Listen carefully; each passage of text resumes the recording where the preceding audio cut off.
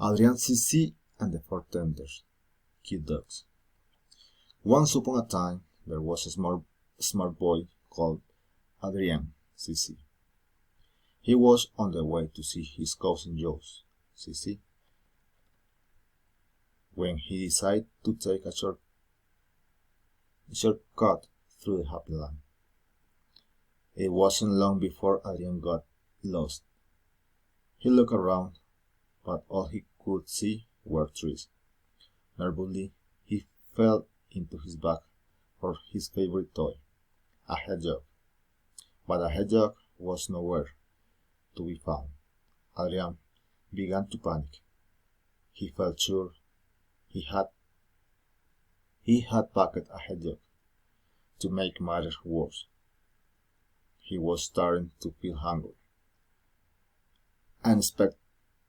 Unexpectedly, he saw a tender, cute dog dressed in a blue shirt disappearing into the trees. How odd, thought Adrian. For the want of anything better to do, he decided to follow the peculiarly dressed dog. Perhaps it could tell him the way out of the forest. Eventually, Adrian reached a clearing. He found himself surrounded by houses made from different sorts of food. There was a house made from broccoli, a house made from hamburgers, a house made from candies, a house made from lollipops, and a house made from cakes. Adrian could feel his tummy rumbling. Looking at the house did nothing to ease his hunger. "Hello," he called. "Is anybody there?" Nobody replied. Adrian looked at the roof on the closest house and wondered if I would be rude to eat somebody else chimney. Obviously, it would be impolite to eat a whole house, but perhaps it would be considered acceptable to nibble the odd fixture of the leak, the odd fitting in a time of need.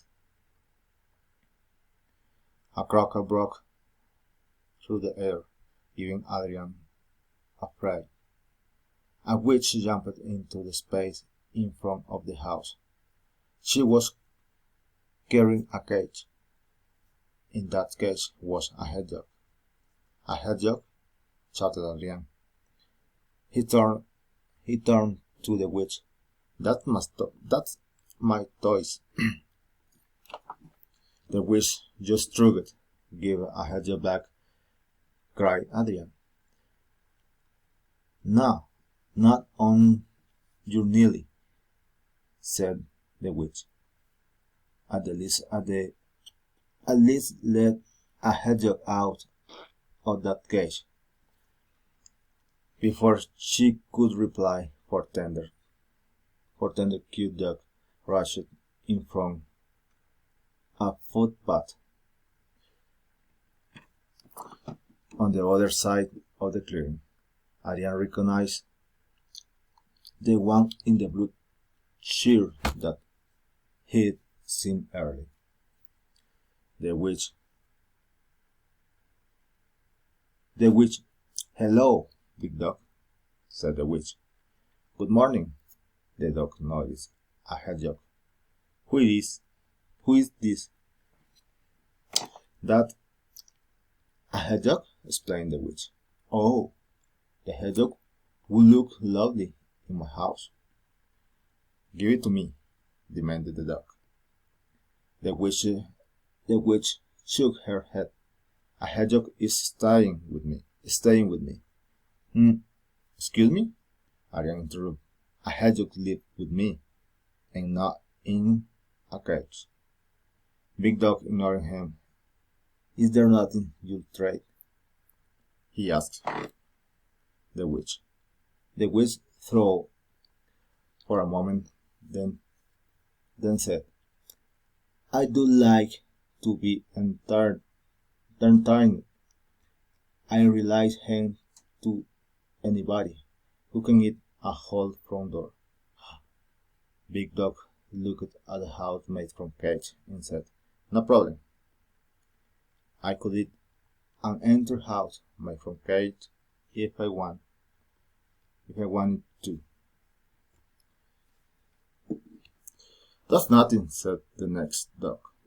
"I could eat two houses.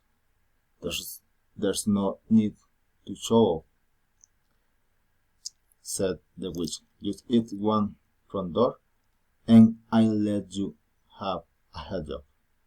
Adrian was feeling very worried. He didn't want the witch to give a hedgehog to Big Dog. He didn't think a hedgehog would like living with a tender, cute dog away from his house and all his other toys. The other three dogs watched while Big Dog put on his beat and withdrew a knife and fork from his pocket. I'll eat this whole house," said Big Dog. "Just you watch." Big Dog pulled off a corner out of the front door of the house made from hamburger. He gulped it down, smiling, and went back for more, and more, and more. Eventually, Big Dog started to get bigger, just a little bigger at first, but after a few more forkfuls a hamburger, he grew to the size of a large snowball, and he was everything bit as round. I don't feel too good," said Big Dog. Suddenly, he started to roll, hit ground so round that he could no longer balance. "Help!" he cried as he rolled off down a slope into the forest. Big Dog never finished eating the front door made from hamburger, and a hedgehog remained trapped in the witch cage.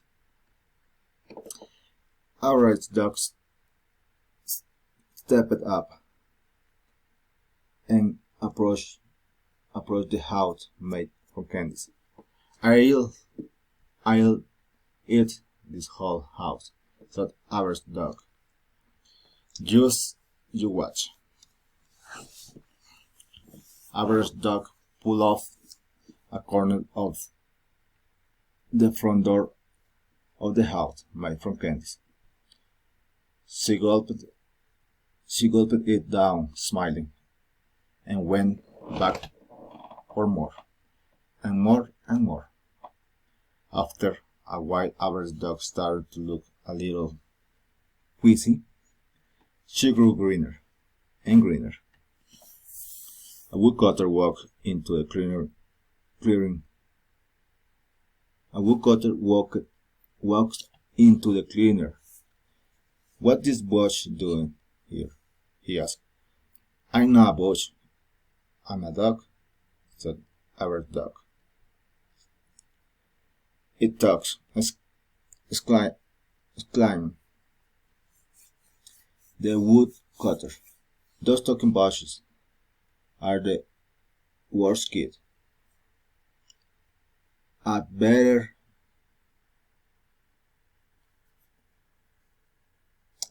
take it away before somebody gets hurt." "No, wait. No, wait," cried Average Dog, as the water picked her up. But the woodcutter ignored her cries and carried the dog away under his arm. Average Dog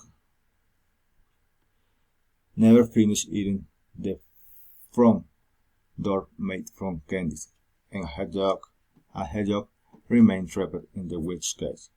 Little Dog stepped up and approached the house made from lollipops. I'll eat this house, said Little Dog. Just you watch. Little Dog pulled up a corner of the front door of the house, made from lollipops. He gulped it down, smiling, and went for more, and for more. After 5 or 6 platefuls, Little Dog started to be too big and uncomfortably on the spot. He stopped eating lollipop for a moment, then grabbed another forkful. But before he couldn't eat it. There came an almighty roar. A button burped louder than a rocket taking off, propelling Little Dog into the sky. "Ah!" cried Little Dog. "I'm scared of hay." Little Dog was never seen again. Little Dog never finished eating the front door made from lollipops, and a hedgehog remained trapped into the witch's cage.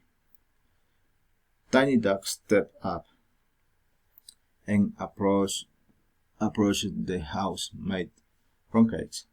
I'll eat this whole house, said Tiny Dog. Just you watch. Tiny Dog pulled off the corner of front door of the house, made from cake.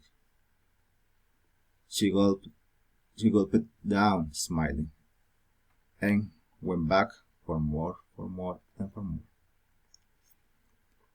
However,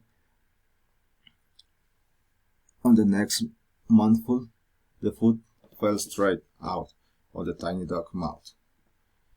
She tried to stuff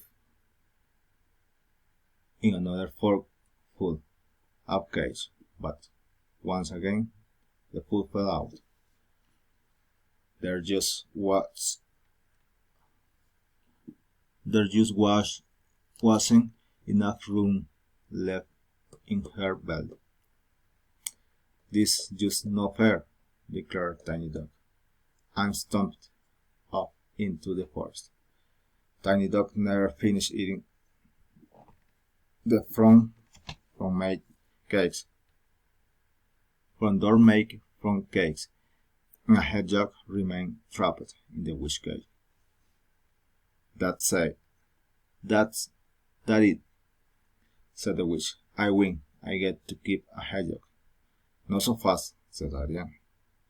"There is still one front door to go front door of the house, made from broccoli, and I haven't had a turn yet." "I don't have to give you a turn," laughed the witch. "My game, my rules."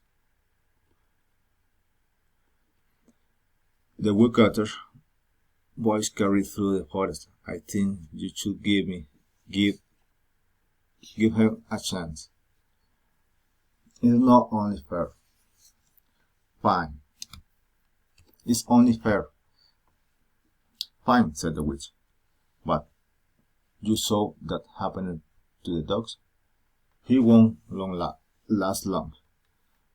"I'll be right back," said Adrian. "What?" said the witch. "Where's your sense of imposition? I thought you wanted a hedgehog back." Adrian ignored the witch and gathered a heavy pile of sticks. He came back to the clearing and started a small campfire.